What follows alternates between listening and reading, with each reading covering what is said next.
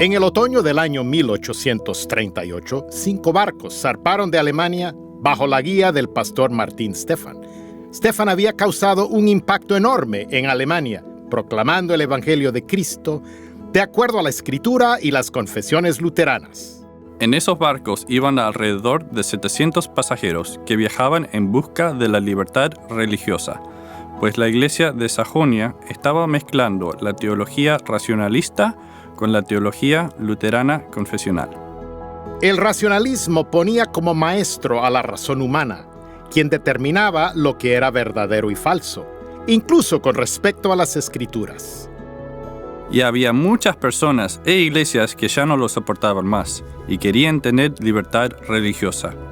Algunos hasta fueron arrestados por desobedecer a la iglesia estatal.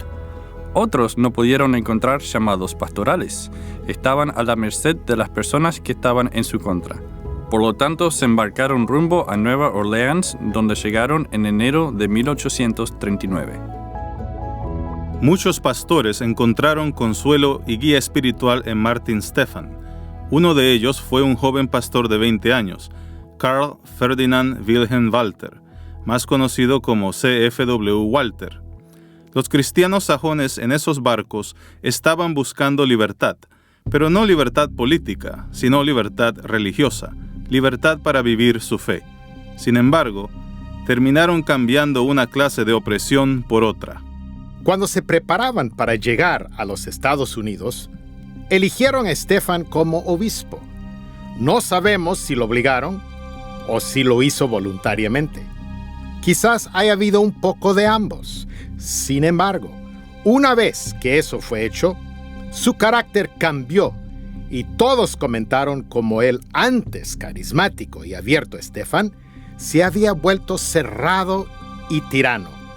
Eso se expresaría más profundamente en la promesa de subordinación a Stephan, en la que los inmigrantes prometieron obedecerle en todas las cosas, tanto espirituales como temporales, dándole poder total sobre sus vidas. La mayoría de la colonia se quedó en San Luis, pero en forma temporaria. El plan era mudar a toda la comunidad hacia el sur, a una zona más remota. Cerca de 100 miembros viajaron al sur, al condado Perry, para comenzar a cultivar la tierra que habían comprado. Sin embargo, en poco tiempo surgieron alegatos contra Stephan por malversaciones financieras y, peor aún, por relaciones inapropiadas con mujeres, que lo llevaría a la ruina. La congregación lo excomulgó, lo exilió de la comunidad y lo mandó al estado de Illinois, del otro lado del río Mississippi. Pero quitar al obispo no termina con todos los problemas. Dado que habían basado la legitimidad de su inmigración en su lealtad a Martin Stephan y su teología, su remoción causó una gran crisis. El grupo estaba devastado. Habían perdido la confianza en sus pastores, se sentían desconectados de la iglesia madre en Alemania. Los pastores renunciaban, algunos lamentaban haber venido a América y otros se preguntaban si no debían regresar a Europa. Un año después que Stephan fuera exiliado, Walther, lleno de culpa por lo que estaba sucediendo, escribió una carta a su hermano Otto, quien era pastor en la iglesia Trinity en St. Louis, diciendo: «Cada mirada triste de un miembro es para mí como un acusador delante de Dios. Mi conciencia me echa la culpa por todos los matrimonios que se han deshecho. Me llama de secuestrador, de ladrón de los ricos, de asesino de quienes murieron en el mar y de los muchos afligidos». Walther había sido pastor en Dresden y en Johannesburgo, y debido a problemas de salud y financieros, y a que los miembros no le tenían confianza, había renunciado y se había ido a vivir con su cuñado, el pastor Kyle, para recuperarse. Allí leyó la Escritura, Lutero, las confesiones y otros eruditos luteranos para determinar si los sajones eran en realidad una iglesia o no. Franz Marbach, un abogado miembro de la comunidad, discutió públicamente que toda la idea de emigrar había sido un error y que se habían separado en forma ilegítima de la iglesia de Sajonia, por lo que en realidad no eran una iglesia, sino más bien una secta. En medio de toda esa confusión, Marbach dijo: debemos solucionar este asunto, y propuso un debate entre él, como abogado, y Walter, como clérigo. Uno de los puntos básicos de tal debate fue: ¿somos nosotros una iglesia? Tal debate se llevó a cabo en abril de 1841 en la Facultad de la Cabaña de Troncos. Es uno de los debates más importantes en el luteranismo americano, porque en él estuvo en juego la vida o muerte de lo que hoy conocemos como la Iglesia Luterana del Sínodo de Missouri. Walther estaba pronto y llegó a la conclusión que la iglesia no es iglesia porque un obispo así lo diga, o porque alguna autoridad eclesiástica declare que sea la iglesia. La iglesia es el conjunto de creyentes en Cristo reunidos alrededor de la predicación del Evangelio y la administración del sacramento. Aun si son solo 2 o 3 reunidos alrededor del Evangelio, eso es iglesia, y el Espíritu obra creando y sosteniendo la fe en esas personas. Así es que Walter vio que, incluso ese grupo incoherente y estresado de sajones, era en verdad la iglesia de Dios, con todas las bendiciones, beneficios y privilegios de la iglesia de nuestro Señor Jesucristo. Walter ganó el debate y hasta convenció a su oponente. El mismo abogado Marbach llegó a admitir que la iglesia en verdad existía, incluso entre ese grupo inusual de inmigrantes sajones. Walter se dio cuenta que la iglesia no eran los obispos o la jerarquía, sino el sacerdocio de todos los creyentes.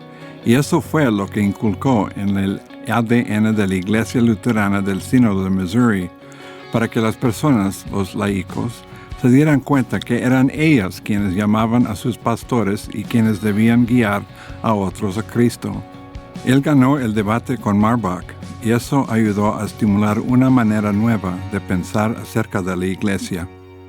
Luego del debate, Walther aceptó un llamado como pastor de la iglesia Trinity en St. Louis. Al año predicó un sermón titulado Llevando almas a Cristo, el deseo y obligación de todo cristiano. En él dijo: el cristiano mira a su prójimo con tristeza cuando sabe que éste no conoce el Evangelio. A través de la fe, el cristiano recibe como una obligación sagrada el deseo santo de llevar a las almas a Cristo. Nadie debería decir: no soy pastor, maestro o predicador. Que ellos enseñen, instruyan, consuelen y lleven las almas a Cristo. Yo deseo mantenerme en mi propia vocación. No, cristiano, a través del santo bautismo, has sido llamado y ungido para ser un sacerdote de Dios. La iglesia es una gran casa de misión, y cada cristiano es un misionero enviado por Dios para convertir a otros a Cristo. Los laicos de la congregación de Walter en San Luis no eran observadores pasivos, sino participantes activos, incluso en cosas teológicas. No siempre concordaban con lo que el pastor decía, sino que a veces le presentaban objeciones. Federico Lochner dijo que Walter contestaba en forma suave y razonable, como si toda la congregación estuviera formada por teólogos. El 26 de abril de 1847, 12 pastores representando 14 congregaciones se reunieron en Chicago y firmaron la Constitución. Así nació la Iglesia Evangélica Luterana de Missouri, Ohio y otros estados. Eso fue el resultado de toda una iglesia trabajando unida para llevar el Evangelio a una nación en crecimiento. En sus comienzos, los miembros de la Iglesia Luterana del Sínodo de Missouri hacían evangelismo. Las familias formaban iglesias en sus hogares y luego buscaban pastores que les sirvieran. En esa época, la migración era tremenda. De hecho, entre 1845 y 1895 vinieron a los Estados Unidos cerca de 4 millones de alemanes. Este era un vasto campo misional. Y contrario a lo que algunos creían, muchos de esos inmigrantes alemanes no eran ni luteranos ni cristianos. Muchos se habían alejado de la fe o ya no tenían fe, por lo que la orden del día para el Sínodo de Missouri era evangelizar, llevar el evangelio a los necesitados. Ninguna otra iglesia en ese tiempo creció tanto como el Sínodo de Missouri, y ello se debió en gran parte al evangelismo enérgico de los laicos de nuestra iglesia. A partir de 1850, el sínodo agregaba una congregación cada 2 o 3 días. De hecho, antes de morir en 1887, en sus últimos 40 años de vida, Walther vio al sínodo crecer de 14 a casi 2,000 congregaciones. En la última década de 1800, la población de los Estados Unidos creció un 17%, mientras que la del sínodo creció en un 27%. El ADN de este movimiento del Evangelio estaba encarnado en la Iglesia Luterana del Sínodo de Missouri desde el principio. De hecho, la teología pastoral de Walther fue recopilada en un libro en 1872. En ella, Walther dijo que la razón de la Iglesia era compartir el Evangelio de Jesucristo con otros.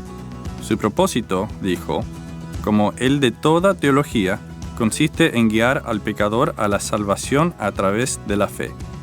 Hacia finales del 1800, el Sínodo de Missouri se involucró en misiones en el exterior, evangelismo entre exesclavos en el sur del país y misiones urbanas en las cada vez más grandes ciudades. Pero el medio principal para hacerlo era el alemán. Los inmigrantes alemanes constituían el grupo de nuevos estadounidenses que llegaban cada semana al país, al punto que el alemán era la segunda lengua más hablada. Algunos especulaban que si se seguía así, Estados Unidos se iba a convertir en un país alemán. Pero también se hablaban otros idiomas. Había inmigrantes de otras partes de Europa y también había luteranos que hablaban inglés. En 1870 se había organizado el Sínodo Evangélico Luterano Inglés, que se encargaba de realizar misión entre los americanos de habla inglesa. Y pronto todo el sínodo, tanto el sínodo de habla inglesa como el de habla alemana, enfrentaría un cambio dramático.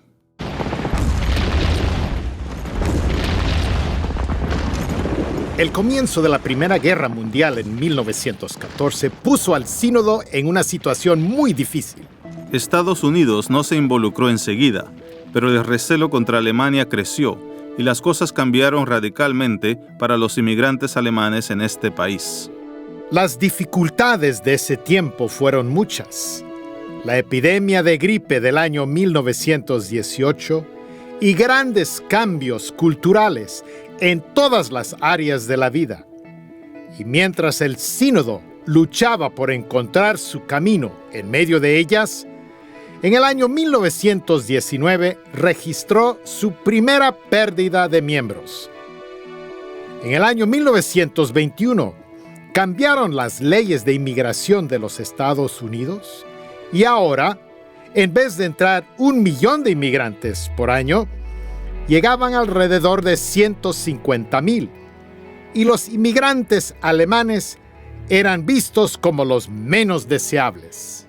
Ese cambio en la inmigración, combinado con la migración a las ciudades, la cada vez menor tasa de natalidad y el cambio en los valores morales, produjeron la tormenta perfecta que detuvo el crecimiento del sínodo. El número de iglesias nuevas en el sínodo bajó drásticamente. De pronto, el crecimiento del sínodo pasó a ser menor que el de la población. Todo estaba cambiando. La gente se preguntaba hasta cuándo y cómo iba a ser esta iglesia de y para inmigrantes para ajustarse a un entorno radicalmente diferente. Es interesante leer lo que los líderes del sínodo escribieron entre 1917 y 1937. Al leer lo que escribieron, queda bien en claro que no se dieron por vencidos. no se apartaron de la verdad bíblica, que amaban y atesoraban. No dejaron de poner énfasis en alcanzar las almas perdidas para Cristo. El Dr. Fritz dijo, un misionero luterano que solo busca ex-luteranos o personas de cierta nacionalidad, como los de origen alemán, no está haciendo su labor misionera de acuerdo a las instrucciones explícitas de su Señor. Cristo, quien murió por todos, quiere que llevemos su evangelio de salvación a todos. El abrigar temores y resistir los cambios era algo impensable para el sínodo. Y Fritz no estaba hablando solo de pastores. Dijo, no solo las juntas de misión, sino cada congregación, pastor y cristiano debe estar atento a nuevos campos misionales. ¿Qué quiso decir? Lo mismo que en la época de Walther. La iglesia, el sacerdocio de todos los creyentes, pastores y laicos, juntos en misión. Ese fue el lenguaje de esa época que respondió a los desafíos de ese momento. Como sínodo, se habían estancado. La cultura estaba en su contra. Creían que sabían cómo llegar a las personas, pero ahora todo había cambiado. ¿Qué hicieron? Continuaron siendo la iglesia con una visión más amplia. La hora luterana, trayendo Cristo a las naciones. La hora luterana comenzó a salir al aire los jueves a las 10 de la noche en CBS, en medio del horario de entretenimiento, justo después del programa La Sombra.